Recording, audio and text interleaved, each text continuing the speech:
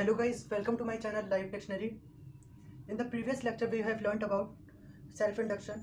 उसमें हमने देखा था कि बैक ईएमएफ कैसे प्रोड्यूस होता है, सेल्फ इंड्यूस्ड ईएमएफ कैसे प्रोड्यूस होता है, उसका डेरिवेशन देखा था फॉर्मूले का. तो in this lecture I am going to tell you about mutual induction और हमारा ये इस चैप्टर का लास्ट टॉपिक भी है. सो म्यूचुअल इंडक्शन ये भी बिल्कुल सेम है, ये भी बिल्कुल एकदम सेल्फ इंडक्शन जैसा ही है. बस इसमें क्या है, सेल्फ इंडक्शन में हमने सिर्फ एक कॉइल ली थी, एक सेटअप लिया था सोलेनॉइड का. इसमें हम लेते हैं दो कॉइल लेते हैं. इसमें हमें एडवांटेज लेना होता है चेंज इन फ्लक्स का. इसमें हमें एडवांटेज लेना होता है चेंज इन फ्लक्स का. अनदर कॉइल पे दो कॉइल हैं, एक में से हम करंट को फ्लो कराते हैं, उसमें जो करंट में चेंज आता है जिससे मैग्नेटिक फील्ड में चेंज आता है, फिर उससे हमें फ्लक्स में भी चेंज मिलता है. उस फ्लक्स में जो चेंज मिल रहा है हमें, वो हम अगर सेकंड वाली कॉइल में ऑब्जर्व करके जो हमें ईएमएफ मिलता है उसे हम कहते हैं म्यूचुअल इंड्यूस्ड ईएमएफ. और जो ये ईएमएफ मिल रहा है और ये जो ईएमएफ हमें मिला है, इस होल प्रोसेस को हम कहते हैं म्यूचुअल इंडक्शन. तो इसी चीज़ को हम थोड़ा सा डिटेल में देखते हैं. सपोज करो कि हमारे पास दो कॉइल हैं. पहली कॉइल को मैंने एक V वोल्टेज की बैटरी से कनेक्ट करा है और एक स्विच से कनेक्ट करा है. सेल्फ इंड्यूस्ड ईएमएफ जैसा सेटअप है बिल्कुल. और यहाँ पे ये जो दूसरी कॉइल है, इसे मैंने गैल्वेनोमीटर से कनेक्ट करा है. गैल्वेनोमीटर हमारा करंट डिटेक्टिंग डिवाइस है. ये डिटेक्ट करके बताता है कि सेटअप में, किसी भी सेटअप में करंट फ्लो हो रहा है या नहीं हो रहा. तो इसमें क्या करते हैं, इसमें जब मैं इस V वोल्टेज बैटरी को, इसका जब मैं स्विच ऑन करूँगा तो इसमें करंट फ्लो होगा. करंट फ्लो होगा तो इसमें करंट चेंज हो रहा है. फर्स्ट वाले कॉइल में, फर्स्ट वाले फिगर में करंट चेंज हो रहा है. अगर करंट चेंज हो रहा है तो यहाँ पे इस कॉइल से भी करंट फ्लो हो रहा है. तो यहाँ पे ये मैग्नेटिक फील्ड लाइंस बनाएगा.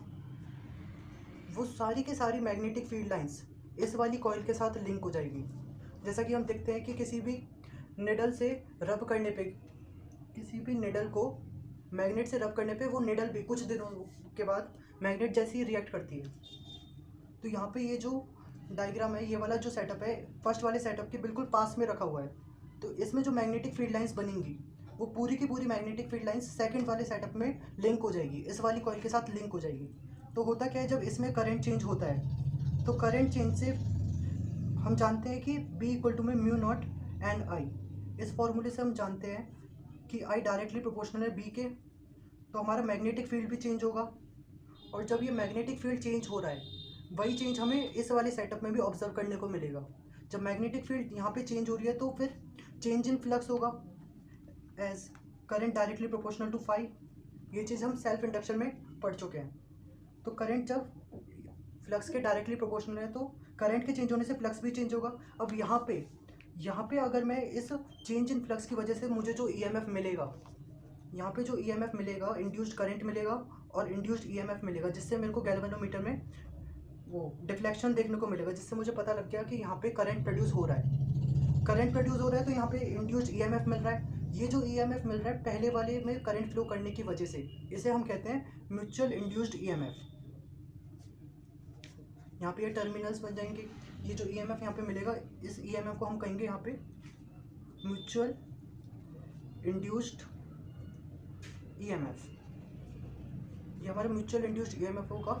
और यहाँ पे ये जो ईएमएफ मिल रहा है, इस होल प्रोसेस को हम कहते हैं यहाँ पे हमारा म्यूचुअल इंडक्शन. Mutual induction. तो अगर मैं यहाँ पे ये जो फ्लक्स चेंज हो रहा है यहाँ पे करंट फ्लो करने की वजह से, फर्स्ट फिगर में, ये फर्स्ट फिगर मान लेते हैं, ये सेकंड फिगर है. फर्स्ट फिगर में जो करंट यहाँ पे जा रहा है, करंट चेंज हो रहा है, मैग्नेटिक फील्ड चेंज हो रही है, फ्लक्स चेंज हो रहा है. अगर मैं पहले वाली फिगर में ही इस चेंज इन फ्लक्स को ऑब्जर्व करता हूँ, तब मुझे मिलेगा सेल्फ इंड्यूस्ड ईएमएफ, सिर्फ फर्स्ट कॉइल के सेटअप की वजह से. लेकिन इस चेंज इन फ्लक्स को अगर मैं सेकंड वाली फिगर में ऑब्जर्व करता हूँ तो मुझे मिलेगा म्यूचुअल इंड्यूस्ड ईएमएफ. और इस होल प्रोसेस को हम कहते हैं म्यूचुअल इंडक्शन. तो इसकी थ्योरी देख लेते हैं कैसे लिखेंगे.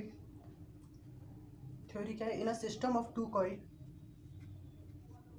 in a system of two coil when the current flows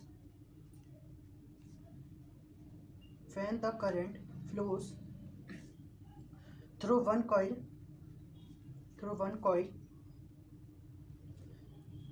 gets change जब किसी भी दो सिस्टम के कॉइल में, किसी भी दो कॉइल के सिस्टम में जब एक में करंट फ्लो हो रहा है तो उससे हमें जो चेंज इन फ्लक्स मिल रहा है, जो वो करंट चेंज हो रहा है, then flux which is linked with other coil get changed. इसकी वजह से यहाँ पे जो फ्लक्स लिंक हुआ है और यहाँ पे जो करंट चेंज हो रहा है उससे ये फ्लक्स भी चेंज हो रहा है। तो उसमें हम देखते हैं कि यहाँ पे we will get induced EMF in another coil. This acting is called mutual induction, and that EMF is called mutual induced EMF। वहाँ पे जो मुझे EMF मिल रहा था वो था सेल्फ इंड्यूस्ड EMF, क्योंकि वो सिर्फ फर्स्ट वाले सेटअप की वजह से मिल रहा था।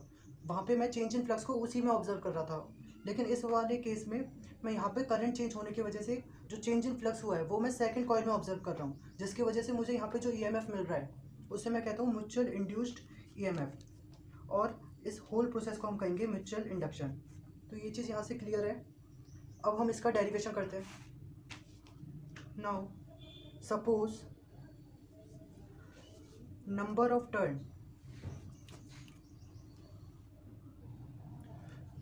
Turn flux and current in first coil. तो पहली कॉइल की जब हम बात कर रहे हैं उसमें जो नंबर ऑफ टर्न्स हैं उन्हें हम मान लेते हैं N1, और जो हमारे फ्लक्स है उसे मैं मान लेता हूँ phi1, और जो करंट है उसे मान लेते हैं हम I1 पहली कॉइल के केस में। एंड इन सेकंड कॉइल के केस में मान लिया ये N1 phi1 I1 है फर्स्ट वाली फिगर के लिए, फर्स्ट वाले सेटअप के लिए। सेकंड वाले के लिए हम इन्हें बोल देते हैं N2 phi2 और I2। तो so phi2 is directly proportional to I1। ये मैंने कैसे लिख दिया कि phi2 डायरेक्टली प्रोपोर्शनल है I1 के। जो सेकंड में फ्लक्स हम ऑब्जर्व कर रहे हैं, सेकंड वाले फिगर में जो फ्लक्स ऑब्जर्व कर रहे हैं वो किसके प्रोपोर्शनल होगा? जो पहले वाली फिगर में करंट फ्लो है उसी के प्रोपोर्शनल होगा, क्योंकि उसी की वजह से यहाँ पे मेरे को EMF मिल रहा है। तो phi2 directly proportional to I1। अब यहाँ पे प्रोपोर्शनल को हटाने के लिए हम यहाँ पे एक कांस्टेंट यूज़ करेंगे। phi2 इक्वल टू में M21 I1। यहाँ पे M21 क्या है? M21 है हमारा mutual inductance of system of two coil, mutual inductance of system of two coils. दो कॉइल की वजह से ये म्यूचुअल इंडक्टेंस मिल रहा है, तो इसे हम M21 कहेंगे। ये वाला फॉर्मूला जो हमें मिला है ये phi2 इक्वल टू में M21 I1, ये बिल्कुल सिमिलर है सेल्फ इंड्यूस्ड EMF के। जो सेल्फ इंडक्शन में हमने फॉर्मूला देखा था, फाई डायरेक्टली प्रोपोर्शनल होता है आई के, फाई इक्वल टू में फिर हमने Li लिख दिया। यहाँ पे जो L क्या था? L हमारा था यहाँ पे इंडक्टेंस, L यहाँ पे हमारा इंडक्टेंस था। तो बिल्कुल इस फॉर्मूले के सिमिलर है ये म्यूचुअल इंडक्शन में जो हमें ये फॉर्मूला मिला है phi2 इक्वल टू में M21 I1। तो अब नाउ M21 इक्वल टू में phi2 अपॉन में I1 for N2 turns. Number of turns second के हम लेके चलेंगे, क्योंकि यहाँ पे phi2 हमने फाई किसका लिया है? फ्लक्स हम सेकंड में ऑब्जर्व कर रहे हैं, तो इसी के हम नंबर ऑफ टर्न्स लेके चलते हैं। तो for N2 turns M21 equal to में N2 phi2 अपॉन में I1। तो यहाँ पे क्या हो गया फिर M21 इंटू में I1 इक्वल टू में N2 phi2। I1 को यहाँ पे ले गए, डिफ्रेंशिएट कर दिया इस इक्वेशन को with respect to time. Differentiating above equation with respect to time,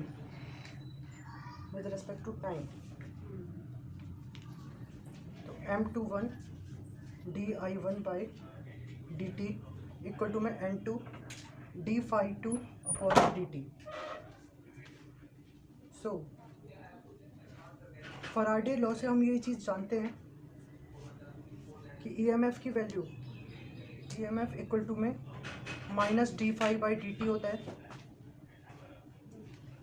EMF equal to में minus d phi by d t होता है। तो d phi by d t की जगह मैं यहाँ पे ये पुट कर सकता हूँ EMF को। तो M21 di1 by d t equal to में माइनस E2। मैंने यहाँ पे E2 क्यों लिखा है? ये E2 जो है सेकंड वाले में जो EMF मिला है मुझे, इस वजह से यहाँ पे मैं इसे E2 से रिप्रेजेंट कर रहा हूँ। इसको हम ऐसे भी लिख सकते हैं E2 इक्वल टू में minus M21 di1 by d T. ये हो गया हमारे म्यूचुअल इंड्यूस्ड EMF का फॉर्मूला। म्यूचुअल इंड्यूस्ड EMF का फॉर्मूला हो गया। यूनिट इसकी वही रहेगी हेनरी। यहाँ पे ये जो M21 म्यूचुअल इंडक्टेंस है इसकी यूनिट वही रहेगी हेनरी, वो चेंज नहीं होगी।